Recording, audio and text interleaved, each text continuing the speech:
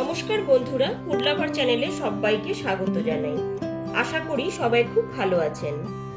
আজ আপনাদের সাথে খুবই একটি হেলদি এবং টেস্টি রেসিপি শেয়ার করব। সেটা হলো সোয়াবিনের কাবাব। শীতের সন্ধ্যেবেলায় এইরকম ডিলিশিয়াস রেসিপি যদি গরম গরম চায়ের সাথে থাকে বা এমনি স্ন্যাক হিসাবে থাকে, তাহলে বাচ্চা থেকে বড় সবাই খুব আনন্দ করেই খাবে। আর এটা এতটাই টেস্টি হয় যে মনে হবে মাংসের কাবাব খাচ্ছেন।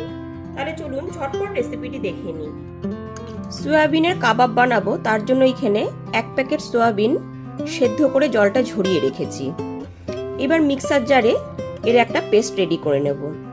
এখানে কিন্তু সয়াবিনটাকে একদম মিহি পেস্ট করব না, একটু দানা করেই পেস্ট করে নেব। মিক্সার জারে সেদ্ধ করে নেওয়া সয়াবিনটাকে ঠিক এইরকম একটু দানা করেই পেস্ট করে নিয়েছি। এবার একটা বাটিতে ঢেলে রাখবো। সেদ্ধ করে নেওয়া সয়াবিনের পেস্টের মধ্যে যে সমস্ত উপকরণ দিয়ে দেবো সেগুলো হলো, এখানে 1 বাটি পরিমাণ ধনেপাতা নিয়েছি, 9টা থেকে 10টা রসুনের কোয়া নিয়েছি, 2 টেবিল চামচ ছোলার ডাল নিয়েছি। ডালটাকে আধ ঘন্টা আগে আমি একটু ভিজিয়ে রেখেছিলাম। আর এখানে 1 ইঞ্চ আদাটাকে আমি একটু কুচি করে কেটে নিয়েছি। এবার সমস্ত কিছুর একটা পেস্ট রেডি করে নেব। এখানে ধনেপাতা, আদা, রসুন আর ছোলার ডালের এইরকম একটা পেস্ট রেডি করে নিয়েছি। আর এখানে নিয়েছি একটা মিডিয়াম সাইজের পেঁয়াজ কুচি আর 2টো কাঁচা লঙ্কা। ঝালটা অবশ্যই আপনারা আপনাদের স্বাদ অনুযায়ী দেবেন। সয়াবিনের পেস্টের মধ্যে একে একে সমস্ত উপকরণ আমি দিয়ে দিচ্ছি পেঁয়াজ কুচি আর কাঁচা লঙ্কা কুচিটা, আর দিয়ে দিচ্ছি ধনেপাতা, ছোলার ডাল পেস্টটা দিয়ে দিলাম। 1 টিস্পুন গরম মশলার গুঁড়ো দিয়ে দিচ্ছি, 1 টিস্পুন জিরের গুঁড়ো দিয়ে দিলাম। খুব সুন্দর একটা কালার আনার জন্য দিয়ে দিচ্ছি 1 টিস্পুন কাশ্মীরি লঙ্কার গুঁড়ো, 1 টিস্পুন ধনের গুঁড়ো আর 1 টিস্পুন হলুদ গুঁড়ো। শেষে দিয়ে দিচ্ছি স্বাদ মতো লবণ। প্রথমে এটাকে একটুখানি মিক্সড করে নিচ্ছি। কিছু দিয়ে খুব ভালো করে মিশিয়ে নিয়েছি। এরপর বাইন্ডিং এর জন্য দিয়ে দিচ্ছি 1/2 বাটি পরিমাণ বেসন। আপনারা এর পরিবর্তে ছাতুও ব্যবহার করতে পারেন। এবার খুব ভালো মতো মেখে নিচ্ছি। এখানে কিন্তু একদমই জল ব্যবহার করা যাবে না। খুব ভালো করে হাত দিয়ে মেখে নেওয়ার পর এবার আমি কাবাবের শেপে গড়ে নেব। এখানে দেখুন, প্রথমে এরকম হাতের মধ্যে নিয়ে তারপরে একটুখানি গোল শেপের করে ঠিক এইরকম একটু চ্যাপটা করে নিলেই হবে।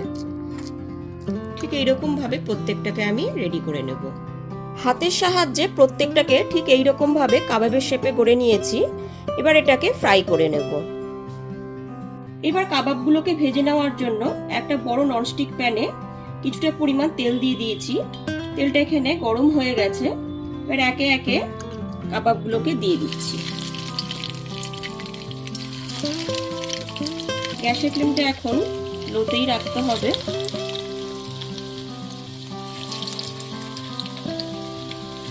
সমস্ত কাবাবগুলো দিয়ে দেওয়ার পর গ্যাসের ফ্লেমটা লোতে রেখে এক পিঠটা হওয়ার জন্য কিছুক্ষণ সময় নেব।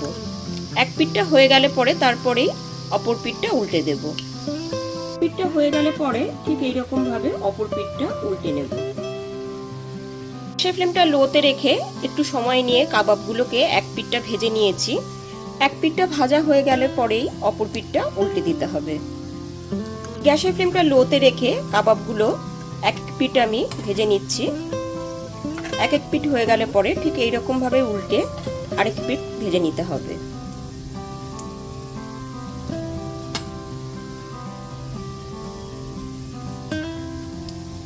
ব্যাচের কাবাবগুলো এখানে ভাজা হয়ে গেছে।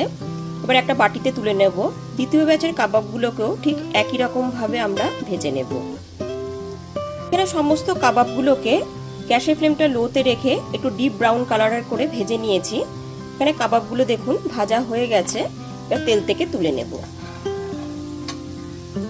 দ্বিতীয় ব্যাচের কাবাবগুলো ঠিক একই রকম ভাবে আমি গড়ে নিয়েছি। এবার ভেজে নেব। সেকেন্ড ব্যাচের কাবাবগুলো সমস্ত উল্টে পাল্টে ভেজে নিয়েছি ভালো করে। এবার তেল থেকে তুলে নেব। এবার একদমই ফাইনালি রেডি হয়ে গেল সয়াবিন কাবাব। গরম গরম এই কাবাব চায়ের সাথে কিন্তু অসাধারণ লাগবে। এছাড়া এটা আপনারা এমনিও খেতে পারেন।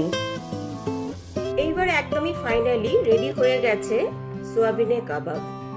তাহলে অবশ্যই সোয়াবিনের কাবাব রেসিপিটি বাড়িতে একবার হলেও ট্রাই করুন। আর রেসিপিটি ভালো লাগলে লাইক, কমেন্ট এবং অনেক বেশি বেশি করে শেয়ার করবেন। আর আমার চ্যানেলটা অবশ্যই সাবস্ক্রাইব করে পাশে থাকা বেল আইকনটি প্রেস করে দেবেন, তাহলে সমস্ত ভিডিও নোটিফিকেশন সবার আগে আপনার কাছেই পৌঁছে যাবে। তাহলে আজ এই পর্যন্তই, আবার হাজির হয়ে যাব নতুন করে রেসিপি নিয়ে। সবাই খুব ভালো থাকবেন, সুস্থ থাকবেন। ধন্যবাদ।